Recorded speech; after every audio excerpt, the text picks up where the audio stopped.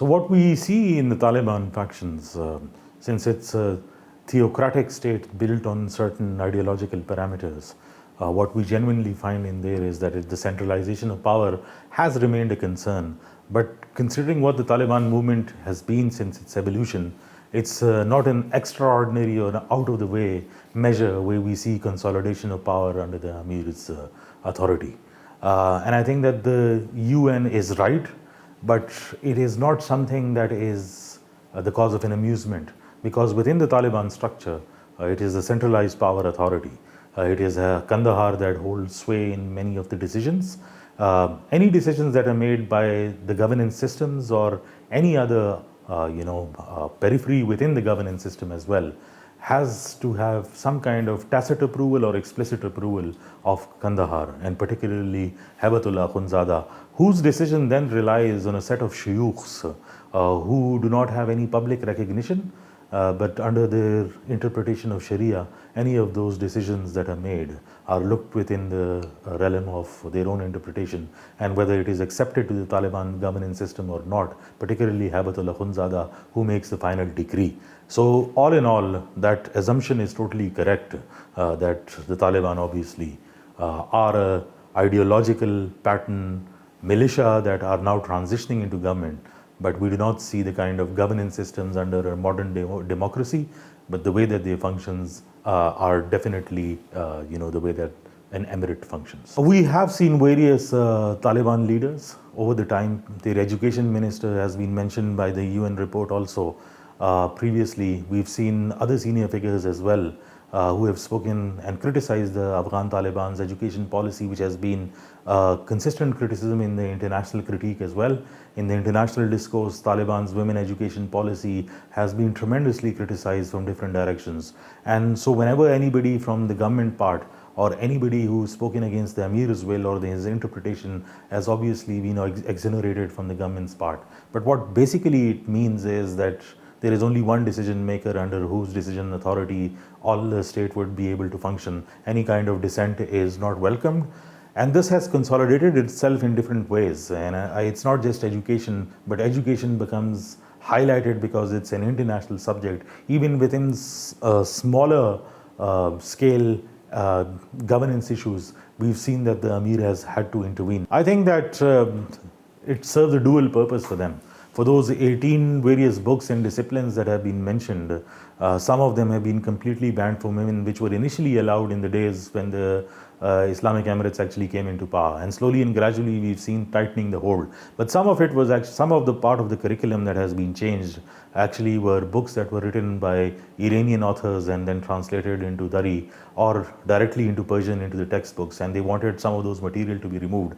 And a lot of it is actually based into the Devbandi system in terms of how they interpret certain subjects. And that is why we do see that obviously the, what they call worldly education or westernized education has been, the scope of it has been delimited, but simultaneously we do see that a generation of people born in Afghanistan are now being sent to what they've been termed as jihadi madrasas.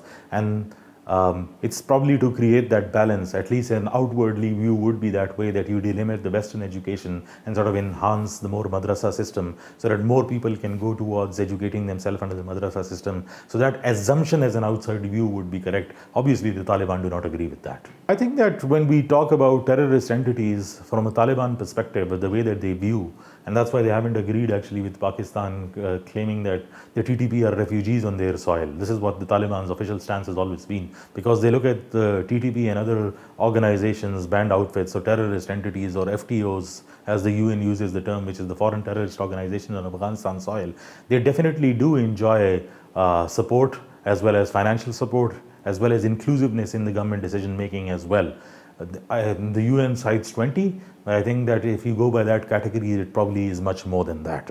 And the Afghan Taliban recently have made statement that Pakistan is the only country that has had problem, but even countries that have actually legitimized the Taliban's governance by accepting them, like Russia, has often actually said that Afghanistan still serves as a terrorist base point, which its internal security could be actually problematic for other countries as well. And simultaneously, the recent surge in attacks on the Tajikistan-Afghanistan border is also an indication and endorsement from what the Pakistan's view about the Taliban governance system is. And obviously the UN report takes in input from various countries. So what they are meaning to say is that if the Taliban does not get rid of this policy by providing a safe haven for all these banned outfits, technically they are right that it could be a problem in the near future as well.